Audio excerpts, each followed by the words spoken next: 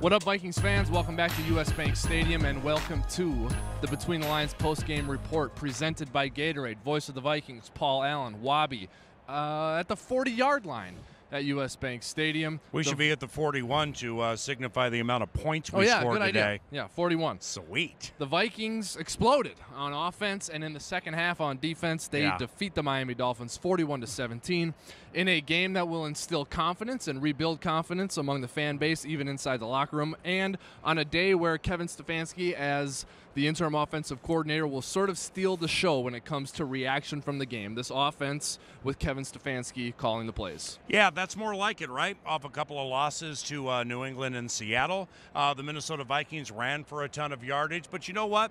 Kevin Stefanski, with him as the new offensive coordinator, as I shared with him before the game, this is a marathon, not a sprint for this young man, whether it's here or no matter where it is. He's very bright, very even-keeled, and did a wonderful job today. For me, those 9 sacks of Ryan Tannehill, 2 of the last 3 games here, we've sacked the quarterback 19 times. Are you kidding me? Matthew Stafford and Ryan Tannehill, they probably needed to call Lloyd's of London before they played this Vikings defense. And all those sacks today, that left a lasting impression on me.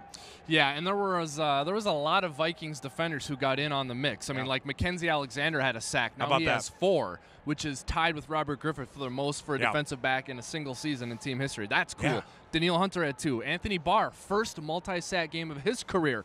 Eric Kendricks had 1. The pressure was coming from all over. Yeah, I want to go back to Mackenzie Alexander. He's very important to what they do defensively. And you know what? With all due respect to Mackenzie, for whatever the reason, his first 2 seasons were not great. He's been fantastic this year.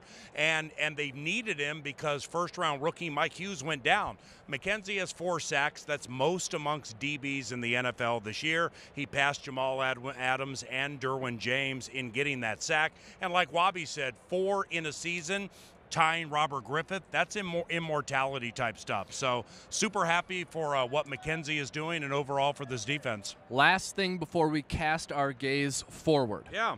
How about a round of applause? Covenant claps? Covenant claps for the Vikings offensive line. Oh, yeah, for sure.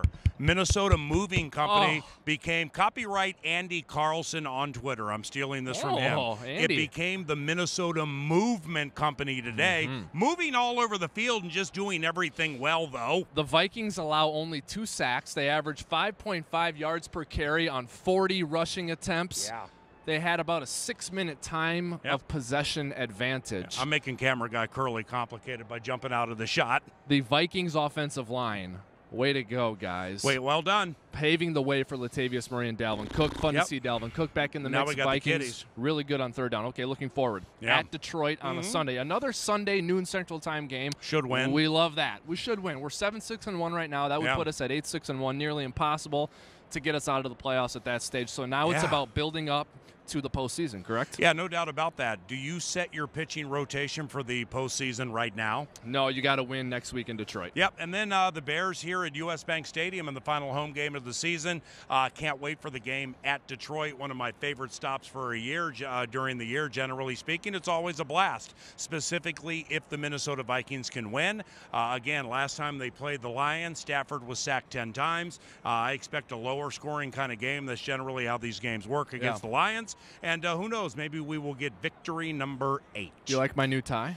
Yeah, it's fantastic. Skull with that tie. Skull with this pocket square, too. Hammer made. Yes. Which was this victory. This victory was hammer made. This victory was hammer made. Cool. Offense, defense, and special teams. Marcus Sherrill, 70-yard punt return, too. Our main man, Marcus. Main man, Marcus. Longest punt return since October of 2016 when he got to the house from 79 against the Houston Texans. All right, stay tuned to Vikings.com for more coverage of this game, highlights. I'm having to blow the cobwebs off my palm for the victory high five. Oh, yeah. 41-17, the Vikings win. Victory high five. Yeah, Post-game report presented by Gatorade is over. Coverage of this game on Vikings.com is only beginning, so stay tuned.